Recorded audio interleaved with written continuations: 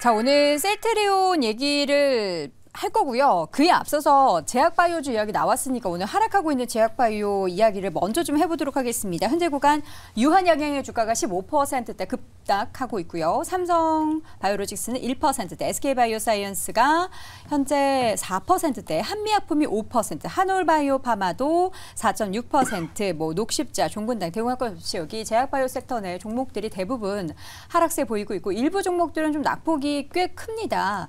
이 하락에 대해서 많은 이야기들이 나와야 하는데 아직까지는 명확하게 이래서 하락한다라는 얘기는 나오고 있지는 않습니다. 들으신 이야기 있으신 분? 네, 일단 보면 오늘 이제 유럽 종양학회에서 이제 어떻게 보면 이제 마리포사죠. 렉나자와 그다음에 이제 리브리반트라는 이제 그런 약품의 이제 병역요법에 대해서 이제 발표를 했습니다. 그러니까 렉나자 관련돼서 이제 어떻게 보면 얀센에서 이제 발표를 했다라고 보시면 될 것 같은데요. 이게 중간까지 나왔을 때는 기존에 이제 티그리소보다는 확실하게 이제 우위에 있는 그런 이제 그러니까 실적을 관련돼서 이제 효능을 이제 발휘했다라고 이제 중간 이제 나왔었는데 실제적으로 지금 발표된 자료로는 비슷하다. 티그리소와 뭐 그렇게 크게 다르지 않다. 비슷하다라고 얘기가 나오면서 그러면 이제 티그리소랑 비슷하다라고 하게 되면 기존에 이제 티그리소를 썼던 그런 이제 어떻게 보면 이제 환자 같은 경우에는 이걸 옮겨야 되는 그런 메리트가 상대적으로 좀 줄어들 수밖에 없다. 그러면 과연 매출이 예상했던 수준으로 증가할 수 있겠느냐라는 그런 이제 우려감이 지금 시장에 유한양행에 나오면서 전반적으로 지금 빠졌다라고 보시면 될 것 같고요. 이런 이제 유한양행과 이제 같이 이제 뭐 맞물려 있는 게 이제 오스코텍이다라고 보시면 유한양행과 오스코텍이 상대적으로 좀 낙폭이 큰 그런 상황이고요. 그 외에 이렇게 이제 신약 관련된 이슈가 이제 뭐 상당히 긍정적으로 미쳤다가 부정적으로 바뀌면서 여타 제약주까지 투자 심리가 좀 위축되고 있는 거 아닌가라고 이제 보여집니다. 이 데이터가 명확하게 지금 나온 건가요? 아니면 네, 그렇죠. 발표된 자료니까. 그러니까 공식적으로 이제 유럽 이제 종양학회에서 이제 발표된 자료이기 때문에 지금 어떻게 보면 시장에서 좀 더 민감하게 좀 반영을 하고 있다라고 보시면 될 것 같은데요. 뭐 대표적으로 지금 뭐 세부적으로 본다라고 하게 되면 기존에 이제 단독으로 사용할 경우에는 뭐 타그리소 이제 티그리소죠. 티그리소가 단독으로 이름이. 그렇죠. 그래서 단독으로 사용할 경우에는 한 20개월 정도 될 거고 이 약을 쓰면 한 29개월 정도로 이제 연장이 될 것이다라고 이제 기대를 했는데 실질적으로 보니까 뭐 별 차이 없더라라는 게 이제 가장 큰 이유다라고 보시면 될 것 같습니다. 티그리소 맞나요? 타그리소? 티그리소. 제가 보고 있는 거는 타그리소인데 뭐 타든 티든 뭐 그건 중요하진 않고요. 어쨌든 이제 관련해서 지금 우리가 렉나자를 굉장히 기대를 했는데 이게 이 경쟁하고 있는 이 약품을 뛰어넘는 효능을 발생시켜야 되는데 그렇지 못해서 그런 관련한 소식이 전해지자 시장은 실망감에 급락을 한다라고 봐야 되는데 유한양행은 렉나자밖에 없습니까? 렉나자밖에 없어요? 아니요. 뭐 많이 있죠. 그거는 많잖아요. 그건 아닌데. 이렇게까지 급락한 일입니까? 왜냐하면은 그 기대감으로 주가가 올랐거든요. 계속적인 리포트들 내용들 그리고 사실 이제 이 종목이 7월달, 8월달부터 좀 강력하게 상승력이 나왔던 주 이유가 이 렉나자에 대한 이런 결과들이 다가오고 있다. 물론 상반기에 실적이 잘 나온 것도 뭐 일부 영향은 있습니다. 뭐 상장사 중에서 이 바이오 쪽에서는 그래도 가장 좀 이런 영업이익이나 이런 부분을 좀 선두로 치고 가는 뭐 그런 부분도 있었지만 사실상 그 부분으로 이렇게 주가가 뭐 거의 한 60~70% 올라가기 쉽지는 않고요. 렉나자에 대한 이런 기대감 그리고 이제 이런 에스모에 대한 발표 그리고 추가적으로 뭐 내년에 이제 해외에 대한 진출들 이런 것들에 대한 좀 기대감이 높았고 관련된 리포트들도 상당히 있었거든요. 근데 그 기대감이 이제 앞에서 말씀해주신 내용으로 좀 말씀을 드리면 그 기대가 뭐 완전히 깨졌다라고 볼 수 있거든요. 그렇기 때문에 거기에 따른 좀 강력한 투매 물량들이 나오면서 상승전 가격대까지 거의 뭐 빠지는 이런 움직임이 나타난 것이 아닌가 보고 있습니다. 그럼 이거 기대감에 사셨던 분은 손절을 해야 되는 겁니까? 뭐 지금 상황에서는 저는 뭐 이렇게까지 투매가 나올 때는 대응을 안 하는 게 맞지 않을까라고 보고 있고요. 일단은 가지고 있다가. 네, 일단은 가지고 있고 이제 이 정확하게 데이터 지금은 좀 우리가 찾으려고 해도 좀 찾기가 쉽지 않잖아요. 그래서 그 결과나 또 회사에서도 분명 어떠한 얘기들이 나올 텐데 그 결과에 따라서 또 이제 주주들의 이런 투심 자체가 바뀔 수 있기 때문에 일단은 지금 시점에서는 좀 어차피 대응하시긴 조금 쉽지 않은 상황이거든요. 그래서 지금 상황에서 무리하게 대응을 하시기보다는 뭐 실적이라든지 뭐 기타 다른 부분들도 없는 회사는 아니기 때문에 때문에 일단 조금 더 지켜보자라고 말씀을 드리고 싶습니다. 네. 그리고 또 하나 이제 말씀을 드리면 이제 렉나자 관련돼서 이게 약효가 없는 건 아니거든요. 그러니까 약효는 있기는 하지만 그 훨씬 뛰어나지 않는다. 그렇죠. 이런 타그리소 거죠? 수준, 그러니까 기존의 약만큼의 수준은 이제 된다라고 보면 그렇죠. 효능이 있는 거잖아요. 네, 그렇죠. 그러면. 효능이 있는 거고요. 그러다 보면 물론 이제 렉나자 때문에 이제 올라갔었던 주가가 어느 정도 이제 조정을 받을 수밖에 없는 그런 상황이지만 렉나자에 대한 기대를 아예 저버리긴 좀 이르지 않을까라는 생각을 해보고 있고요. 게다가 또 유한양이 이뿐만 아니라 다양한 파이프라인이 있으니까 뭐 그런 걸 본다라고 하게 되면 단기적인 쇼크 상황을 지나고 나면 아마 긍정적으로 좀 보셔도 되지 않을까라는 생각을 해보고 있습니다. 부디 그러길 바라보고요. 네, 일단은 10월 4일 날로 저희가 좀 유한양행 주가를 돌아가서 생각을 할 필요가 있는데 요날 같은 경우 보시면은 그날 고점을 찍고 떨어지는 과정에서 기관 외국인이 엄청난 물량을 쏟아냈습니다. 그리고 그 부분의 대부분은 공매도로 잡혔다라는 부분 우리가 확인할 수 있고요. 그 이후에도 지금 10월 12일, 10월 13일 연속으로 해서 어마어마한 물량의 공매도가 쌓이면서 직전에 공매도 100만 주 수준이었던 게 지금 200만 주까지 올라와 있어요. 이건 무슨 소리냐 그러면은 재료 소멸에 대해서 어느 정도 기관과 외국인의 투매 물량이 있었다라는 것도 우리가 확인을 하셔야 되고 이런 부분에서 실망 매물이 지금 쏟아지고 있는 상황에서 기관도 외국인도 같이 팔면서 공매도까지 이렇게 좀 포지션을 갖고 있다 그러면은 이 부분에서는 기술적인 매매를 하셔야 된다. 그리고는 기술적인 매매를 말씀드린 이유는 뭐냐 그러면은 다시 한번 말씀드립니다. 우리나라 기업들의 가장 큰 문제점이에요. 지금 유한양행의 PER은 50배, 그러니까 현재는 65배가 나오고 포워드 기준 50배고요. 이런 상황에서 배당률은 0.6%밖에 안 됩니다. 네. 그러면 화이자 보고 머크 보고 다른 미국에 있는 기업들 보시면은 그런 기업들의 배당률은 무려 2% 3%가 나오고 PER은 10배 초반대가 나와요.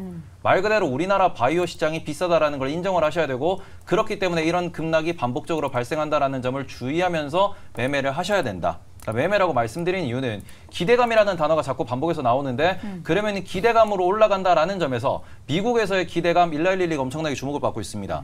치매에 대한 글로벌 첫 약물, 다이어트에 대한 글로벌 첫 상용화 이런 것들이 붙어가지고 기대감으로 PER 50배, 60배 올라가는 게 어떻게 보면은 주식시장에서 우리가 정당하게 바라보는 기대감인데 지금 이거는 기존에 있는 약물을 대체할 수 있냐 없냐 이 시나리오예요. 이 시나리오에서 이렇게 비싸게 거래가 된다라는 거는 결국에는 이제 기관 외국인 글로벌로 투자하는 사람들 관점에서는 비싸네 그러면은 재료가 끝났네 라는 식으로 대응이 나온다라는 점 좀 고민을 해보셨으면 좋겠습니다. 네, 알겠습니다. 궁금하셨던 부분에 대해서 여러분들이 좀 갈증을 해소하셨으면 좋겠고요. 이어서 셀트리온 합병 관련한 이야기를 좀 해보도록 하겠습니다.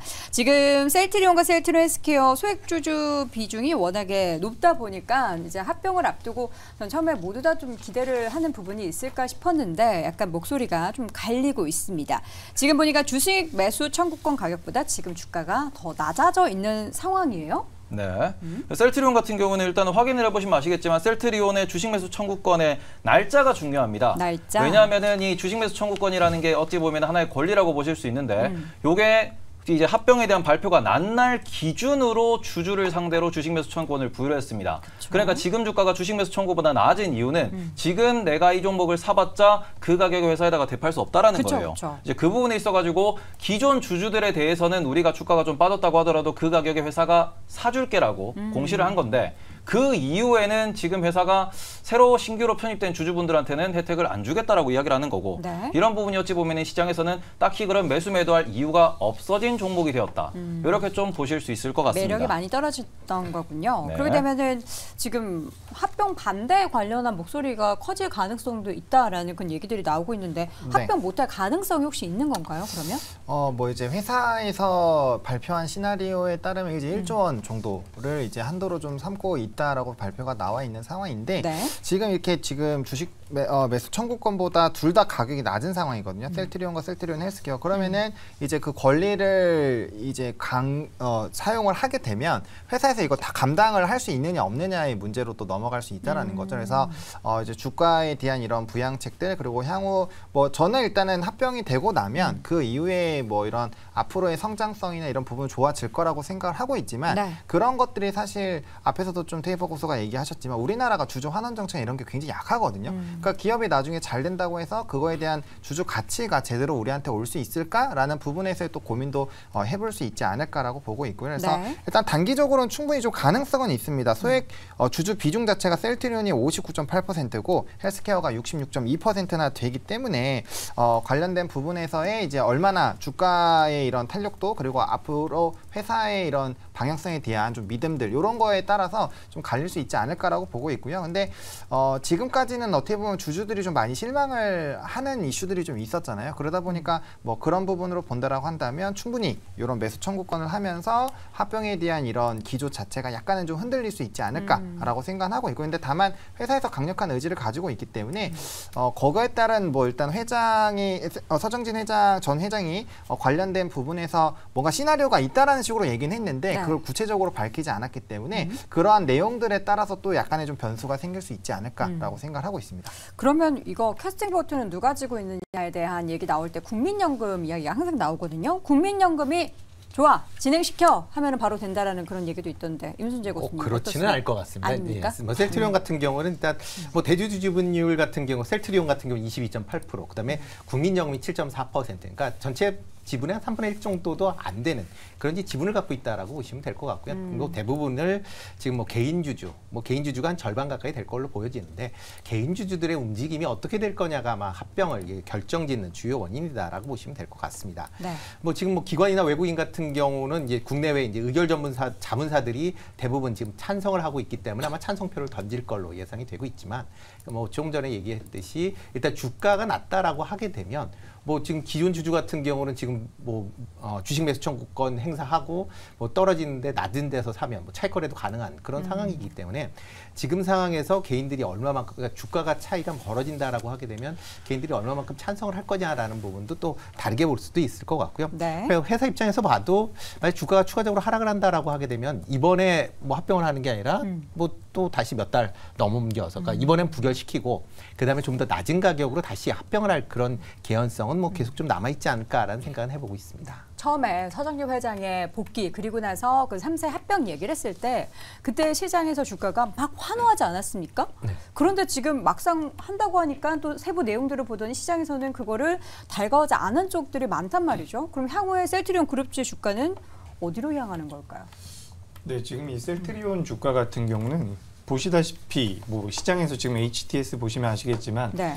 삼형제 모두 주가 흐름이 굉장히 안 좋은 상황에서 머물러 있습니다. 네. 근데 이 합병을 하겠다라는 내용은 몇 달 전부터 나와 있었던 상황이기 때문에 뭐 어제 그제 나온 내용 가지고 이게 갑자기 바뀐다라고 보기는 어려운 상황이고, 실제로 합병 같은 경우는 이제 셀트리온 헬스케어를 흡수 합병하고 그다음에 이제 제약까지 흡수 합병하는 그런 시나리오로 갈 가능성이 높은데, 그렇게 해서 이제 이 셀트리온 측에서는 큰 빅파마를 만들겠다는 의도를 가지고 있는 상황입니다. 근데 그렇게 됐을 때 글로벌 제약사들과 비교해서 매출액이라든지 시가총액을 우리가 고민을 해보고 이 기업이 지금 현재 벌어들이고 있는 그런 매출금 정도를 따져본다면 셀트리온이 과연 빅파마가 될 수 있을까라는 의구심도 조금 들고 있는 상황입니다.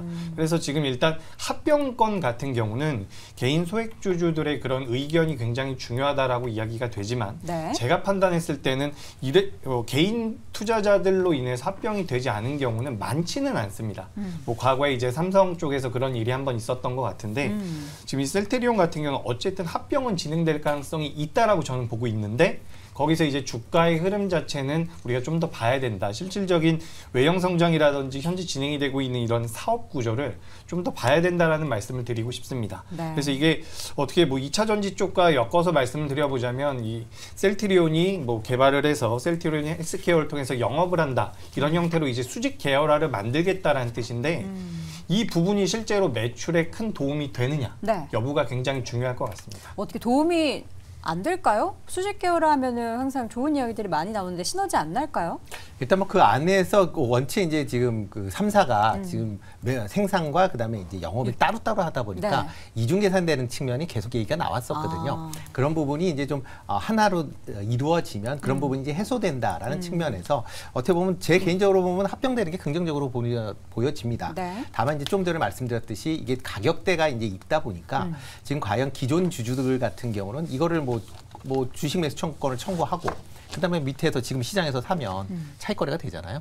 뭐 그런 부분으로도 생각할 수도 있고 만약 개인 주주들이 한 5% 정도만 반대를 한다라고 하게 되면 합병이 무산될 가능성이 상당히 높습니다. 그러니까 그렇게 되면 뭐 회사 입장에서 보면 향후에 성장에 대한 부분을 얘기를 한 거지만 주주 입장에서 보면 뭐 성장에 대한 부분 물론 뭐 성장을 할 것이다라는 기대는 하고 있지만 네네. 단기적인 뭐 이런 상황에서 본다라고 하게 되면 이런 차익거래에 대한 수요도 만만치 않을 것이다라는 생각을 좀 같이 해보고 있습니다. 사실 처음에 그런 얘기들이 나오면서 분위기가 셀트리온이 촥 이렇게 다시 몰아갈 때 저는 조금이나마 기대했습니다. 하반기에 셀트리온 이런 이슈로 제약바이오 쪽에 좀 좋은 이야기가 나올까 싶었는데 그런 게 없어서 좀 아쉬운데 테이버고수라면 셀트리온 그룹주 지금 시점에서 어떻게 투자해도 괜찮다고 보나요? 일단은 셀트리온이 합병을 할 때 합병 이제 참고 자료라고 발표한 게 있습니다. 네. 근데 그걸 보시면은 일단 2030년 기준으로 매출을 12조까지 달성을 하겠다라는 목표를 제시를 했어요. 그리고는 바이오 같은 경우에는 특히 셀트리온은 영업이익률이 매우 높은 곳이기 때문에 영업이익률을 40에서 50% 정도 잡아보시면은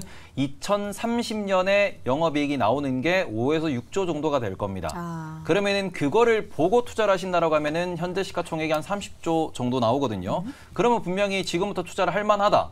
근데 현재 시점이 2028년이 아닌 네. 2023년입니다. 5년 남았죠. 5년보다 더 남았죠. 계산. 7년 남았습니다. 네. 2023년. 2030년까지. 아, 2030년. 네. 아, 그러니까 말 그대로 엄청나게 장기 투자를 해야 어찌 네. 보면은 2배 정도, 뭐 3배 정도 이렇게 우리가 수익을 거둘 수 있다라고 하는 건데 이렇게 되면은 개인 투자자 기준에서는 거리가 너무 멀거든요. 이런 거리감에 대한 현실성이 어찌 보면은 지금의 셀트리온 그룹주에 대한 관심 저하로 연결됐다라고 보시는 게 좋을 것 같습니다. 네. 하지만 장기적으로 보면은 여전히 성장할 수 있다라는 거. 이 부분에 대해서는 꼭 말씀드리고 싶습니다. 네, 장기적인 성장. 그러니까 나는 좀 멀리 장타를 치는 그런 투자자다라고 보시면은 봐도 됐지만 나는 이제 퍼팅만 한다. 이렇게 짧게 바로 앞에 있는 골을 보고 간다라고 생각하시면은 약간은 좀 답답한 그런 종목이 되지 않을까 싶습니다. 자, 이렇게 해서 제약바이오 또 셀트리온에 대한 이야기 나눠봤는데요. 다시 한번 의견 정리해드리겠습니다. 자, 임순재 고수는 양사는 합병하는 것이 좋겠다. 그리고 하창원 고수는 합병 이후에 회사의 성장이 기대되더라도 주주가치 제고는 꼭 필요하다. 이재규 고수는 합병될 것이다. 테이버 고수 장기 성장성은 유효하지만 지배구조 개편은 글쎄라는 의견을 남겼습니다. 오늘 장탑5 이어지는 3위 주제 확인해 볼까요?